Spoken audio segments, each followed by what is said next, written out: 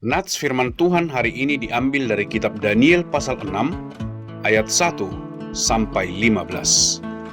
Kisah yang sangat familiar dari Daniel yang dilemparkan ke dalam kandang singa. Topiknya adalah tanggung jawab orang Kristen dalam politik.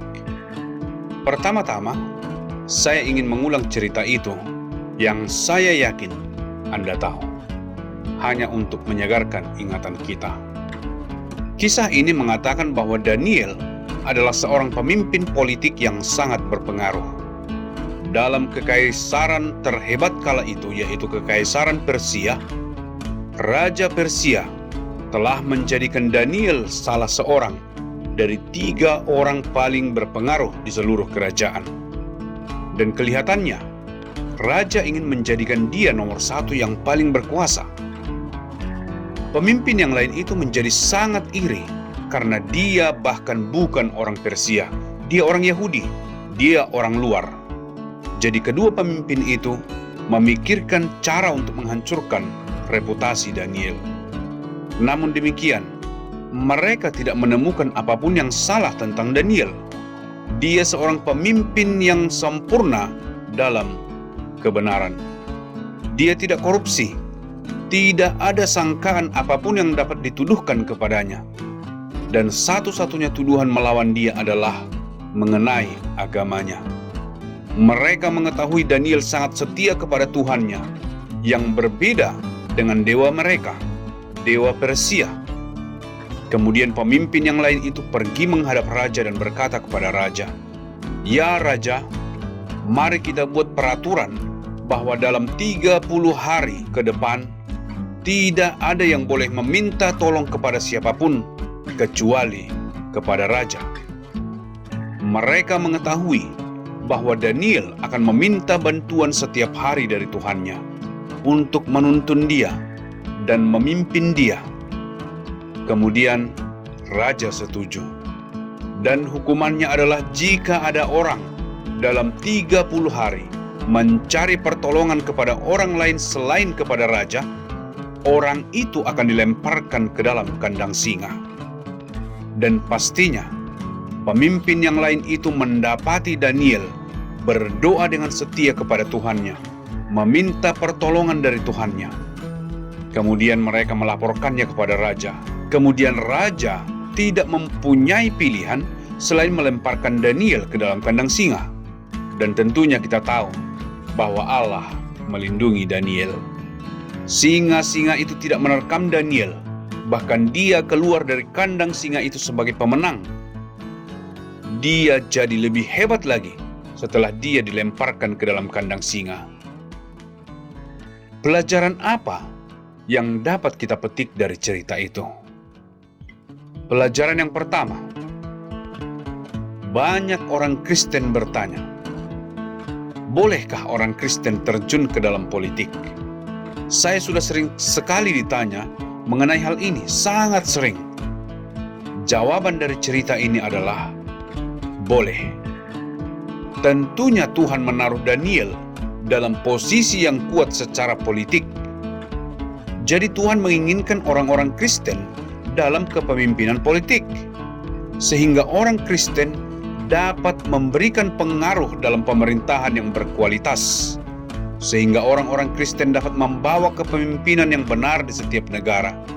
Dan lebih lagi, jika orang Kristen di dalam politik, dia dapat melindungi orang-orang yang beragama Kristen. Jadi pertanyaan nomor 1 adalah, tentu orang Kristen bukan hanya boleh terjun dalam politik, tetapi orang Kristen harus terjun ke dalam dunia politik. Karena baik sekali memiliki pemerintahan yang bagus, dan pemerintahan yang bagus akan melindungi keyakinan kita. Kemudian pertanyaan selanjutnya, bolehkah siapa saja orang Kristen terjun ke dalam politik? Jawabannya adalah tentu tidak. Mengapa? Karena beberapa alasan. Yang pertama, di dalam politik ada godaan yang besar untuk korupsi. Alasannya adalah, bila Anda di politik, Anda memiliki kuasa. Dan ketika Anda memiliki kuasa, Anda cenderung untuk menggunakan kuasa yang Anda miliki itu untuk keuntungan Anda sendiri. Jadi sangat umum para politikus tergoda untuk membuat peraturan dengan kuasa yang mereka miliki bukan untuk kebaikan rakyat, bukan untuk kebaikan agama mereka, tetapi untuk keuntungan pribadi mereka. Alasan yang kedua adalah, jika Anda masuk ke dalam politik, Anda akan sangat tergoda untuk mengabaikan iman Anda. Karena mungkin Anda dari kelompok minoritas seperti di Indonesia. Orang Kristen masuk di politik ada godaan untuk berkompromi, karena ada godaan untuk memenangkan pemilih dari orang-orang yang bukan orang Kristen. Jadi, terkecuali Anda orang yang sangat teguh seperti Daniel, tidak akan pernah mau berkompromi. Sebaiknya, jangan terjun ke politik. Nomor 3, ketika Anda terjun ke politik, akan ada iri hati dari pemimpin yang lain. Dan mereka akan melakukan apapun, hal kotor untuk menjatuhkan Anda. Jadi Anda harus bijak dan mempersiapkan diri dari serangan yang tidak benar dari orang-orang yang ingin menjatuhkan Anda dari kekuasaan. Untuk kebanyakan orang Indonesia, Anda semua dapat mengerti ini dengan sederhana dari seorang politikus yang bernama Ahok, yang dulu pernah menjadi gubernur di DKI Jakarta. Ahok seperti Daniel, dia berada di posisi yang sangat tinggi. Dia orang yang benar, dan dia juga ingin menghormati Tuhannya. Dan apa yang terjadi kepada Ahok tepat seperti Daniel. Para politikus sangat iri hati, yang mana seorang asing dari agama minoritas di daerah yang paling penting di Indonesia. Dan mereka menggunakan semua trik-trik kotor untuk menjatuhkan dia. Karena tentunya mereka tidak dapat menemukan korupsi dan hal-hal yang buruk dalam hidup Ahok atau dalam caranya memerintah di DKI Jakarta. Tetapi mereka dapat menemukan sesuatu di dalam agamanya. Bahkan mereka berbohong atas apa yang telah diucapkan Ahok mengenai agama lain.